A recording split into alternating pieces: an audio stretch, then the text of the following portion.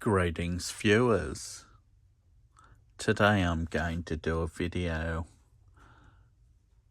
of two Group A Commodores that are part of the Australian Cars the Collection magazine series. Got number 16, which is the Holden VK Commodore SS Group A from 1985, and issue number 24, the HSV VL SS Group A Walkinshaw from 1988. And the two cars that go with it. First up, we'll start with issue number 16, the HDT version of the Group A Commodore, or the Blue Meanie, as it was also known as. Well, Peter Brock himself christened it the Blue Meanie because, you know, he thought it was a pretty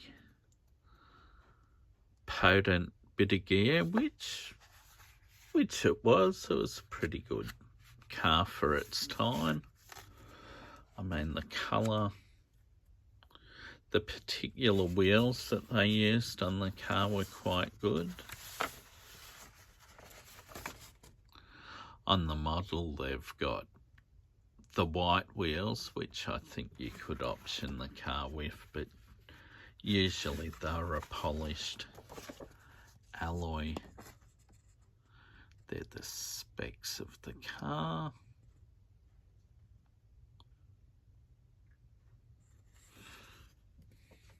$196 kilowatts or 263 horsepower. So not bad for the day. The road going version, and as you'll see, it's riding on the polished alloy aero wheels, as they were called, beside a Melbourne tram, being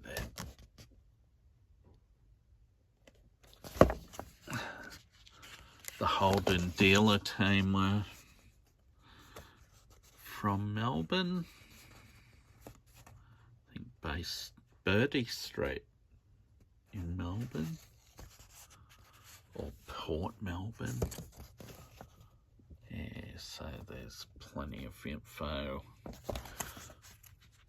on the VK Group A.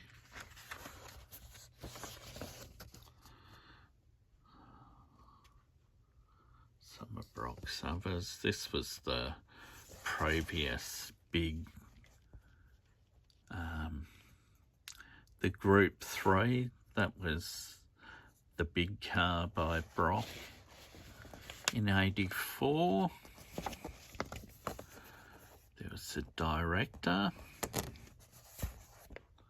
and the SS, which was a base model, but not just any old base model. It's not like an SS you got from Holden. She'll seats like the most Brock cars ran.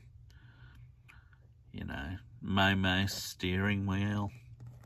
Got the arrows like the Group A got. So they're a pretty decent car. They're probably more affordable than the Group 3, which was a bit of a weapon. Not a car you see too often. I remember a lady that lived around the corner from one of my mates. She had one, but the blue ones, you see a lot of those. These are some standard VKs. Well, that one's Calais spec, your top of the range from Holden. The Group C Big Banger Brock that won the Sandown 500 with Larry Perkins, won Bathurst that year with the number 25 car coming in second at Bathurst with John Harvey and David Parsons. As the VK Commodore first raced in Group A, it looks a lot more basic.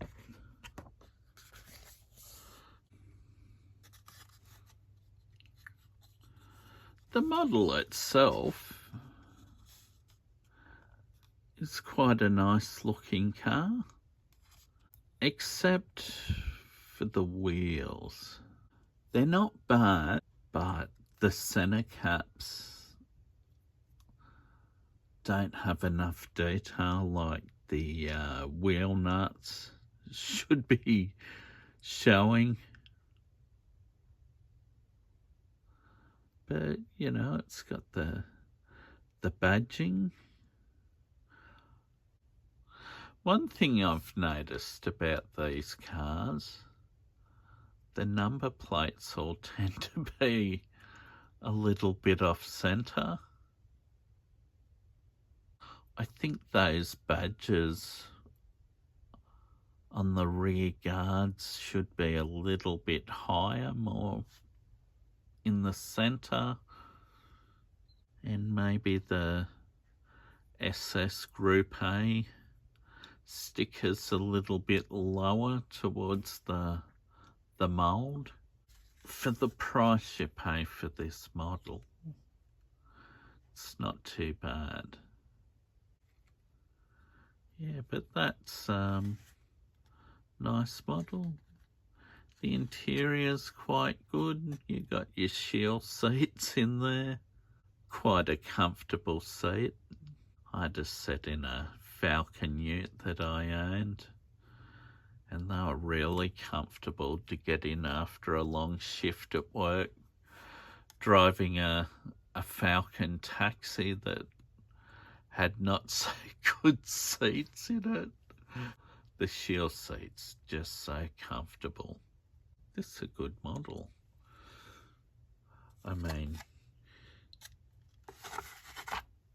you compare it to the 118 version by Classic Collectibles. This one is from 1986's Bathurst 1000. Car he shared with former great rival Alan Moffat. Unfortunately, Alan Moffat put it in a wall at the top of the mountain after I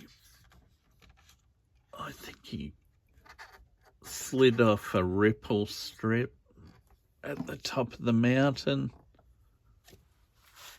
Yeah, so poor old Alan, to this day, by some Peter Brock fans, cops a bit of stick over that. But funny thing is, Peter Brock was never hard on him over that incident. But anyway, that's the race car. But the road car was quite a good looking thing. I mean, I'm a Ford person, but I always liked the Peter Brock Group A.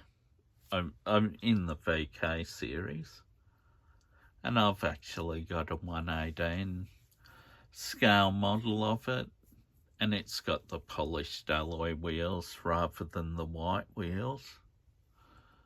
But as a collector, I wish I had the white wheels, because they're more valuable model because they didn't make as many of them, but I actually like the look of the polished alloy ones. They're just a good looking wheel. The aero that they use, they're just based on a Chevy Corvette wheel of around that era.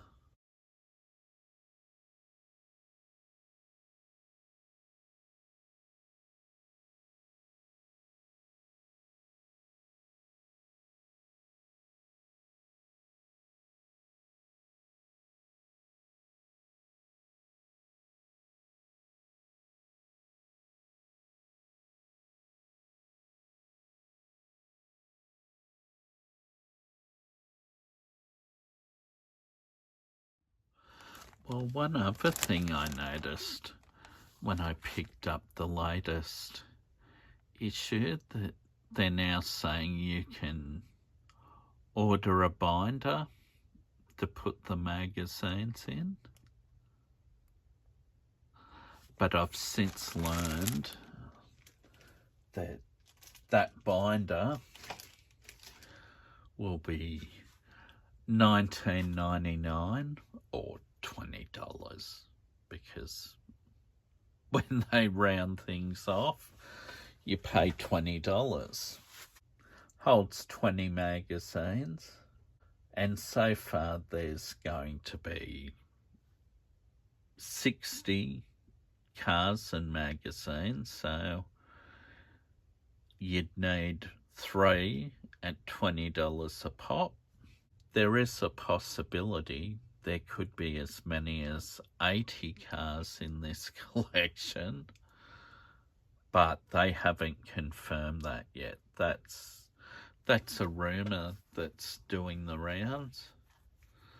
So then you'd be up for $80 for the binders to put your magazines in, which is a bit dear. When I think what I'll do, I'll go and I'll get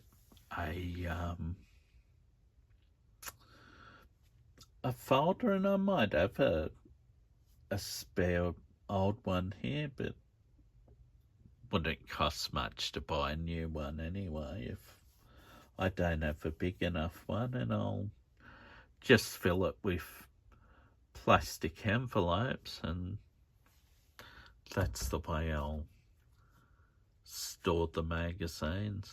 At the moment they're stored in a old filing cabinet safely, so along with the cars. Moving on to the magazine, issue 24, picture of the model. Here's some of the specs: 180 kilowatts or 241 horsepower, so it's not up that far from the Brock. I think this had a 5-speed gearbox. It should have. Yeah, I think the VN model of GrpA got a 6-speed. Yeah, but there it is there in Panama silver.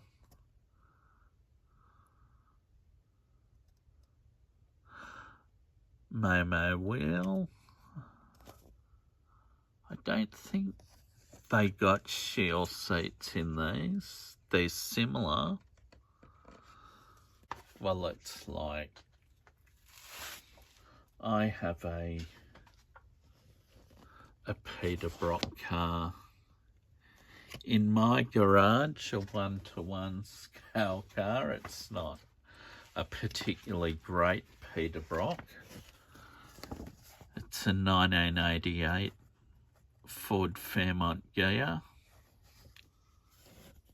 See, there's the Corvette with the wheels that the Brock VK had, or what the Brock wheels are designed of, or designed from.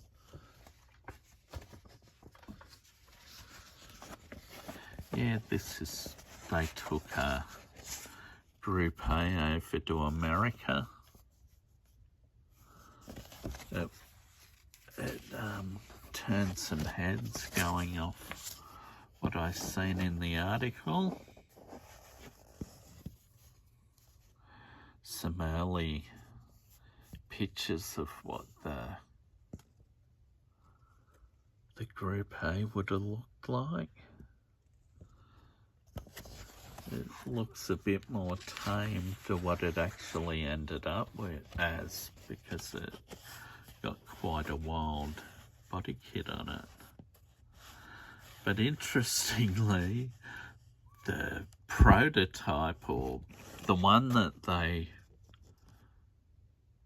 you know, used to put the body kit on, that's one of the HDT type VL GrpAs, the Peter Brock one. See the Momo wheels, permanent red bodywork, but I'd say quite possibly this one doesn't have the Peter Brock signatures on it, which is a plus pack. You only got Peter Brock's signature on one of those if you got a plus pack, which costs more money. This is the car that they tested the motor out with, because the new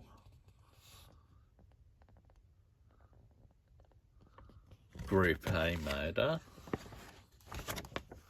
was a bit taller than the carburetor motor in the, see how big the rear spoiler is. And another thing was the covering over the windows. That was something they were going to have, but the final road car didn't get those. Yeah, this one will be coming up next. Holden HR Premier from 1966. That looks alright. It's a good period colour. Looks like it's got a vinyl roof. Can't say I've ever seen a HR Holden with a vinyl roof. Well, not from memory anyway. Seen a lot in white, light blue. They were popular colours for these cars. Yeah, but that's next week's issue anyway. Moving on to the model, I think they've done a pretty good job of it. The body kit just looks spot on. The wheels are a great copy of the Walkie wheels.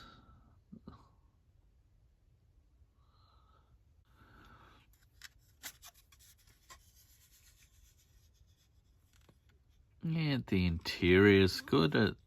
I mean, they don't have mega detail. Like, I don't think the seat inserts in either of the cars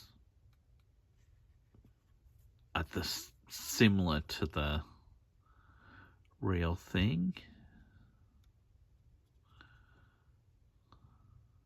But that's really good. I mean, the badging decals, I don't know whether that HSV one's off a little bit. The number plates actually slightly off center. once again. Something about the rear number plates on these. Yeah, it's got a period, like sort of Victorian number plate, DPF, which would be around 87, 88. I say that because I know some of the Brock Fords, because Brock, once his road car business folded with Holden, he ended up moving across to modifying Ford road cars like one I own. Mine's one of the early builds from 1988. One day I'll do a video on it. Good tidy up of the garage to do that, actually. So, and I know off records that I've been able to find, which there aren't many, my car most possibly had a D series number plate, but I don't know the full history of my car, which is the fourth Brock Ford that was built in the EA series. Yeah, mine's actually a Fairmont Gia rather than just a S-Pack Falcon, so gets the electric windows and all that a S-Pack never got. This is really good. I think the colour might not be correct. This is more of a blue, and it actually reminds me of the Peter Brock VL Director, because it was a light metallic blue called Ice Blue. I did look that up. And this little one by Oswheels, I think this is close to the real colour of Panorama Silver.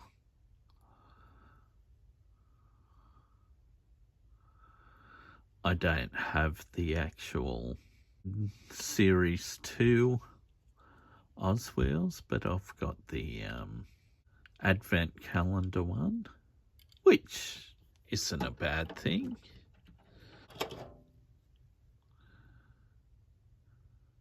Yeah, I thought this was black, but that's more of a dark metallic blue, isn't it? I don't know, or is it metallic charcoal? No, it's blue. Well, to me it looks like it's got a dark blue tinge. This is a really good model. I think the colour's wrong because it's too blue. It should be more silver. And I mean, looking at pictures of the Brock Director, this is more like the car that Brock did, but and those panels on the doors, they are similar to what Brock had on his VL Director too. And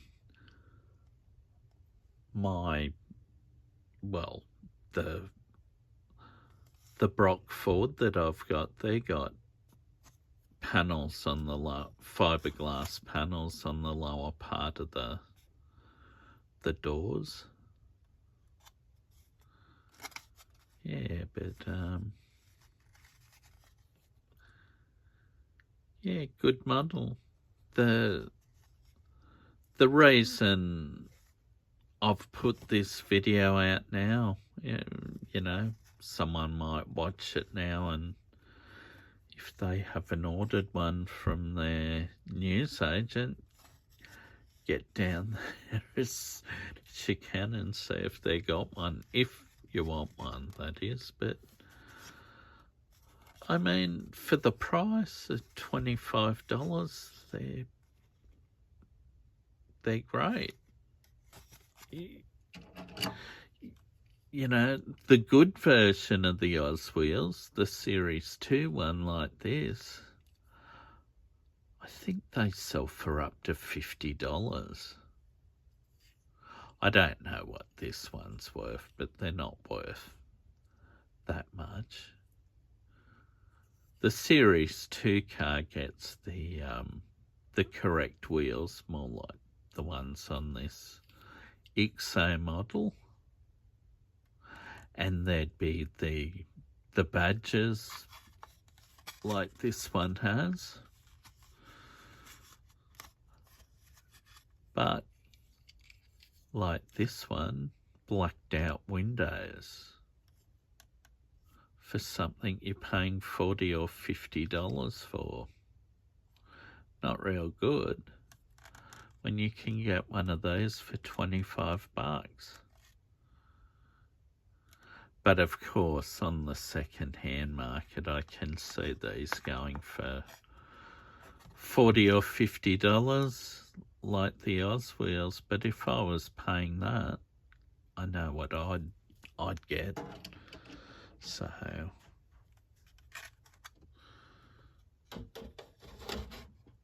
yeah, you've seen this one recently.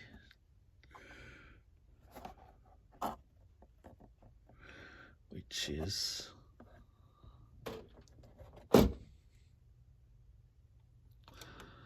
of the Win Percy and Alan Grice VL GrpA. You will notice I've managed to knock off the left-hand side door mirror, but I've got that. I'll have to glue it back on, which is a bit unfortunate. Yes, you got to be careful with these things.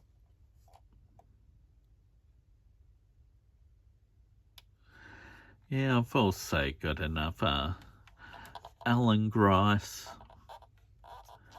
Well, it's actually Alan Grice and Win Percy. This one's Win Percy and Alan Grice. Yeah, the one that won Bathurst in 1990. This one had an infamous start in 1988. This one, when it was leaving pit lane at Bathurst to get back on the straight, its rear suspension collapsed. And the back of the car was sort of dragging really low, so it ended up being retired from the race. And not a real auspicious start. But 2 years later, at the hands of Win Percy and Alan Grice, the car definitely went the distance. Yeah, definitely good models. Sometimes you'll notice things that aren't 100% on them, but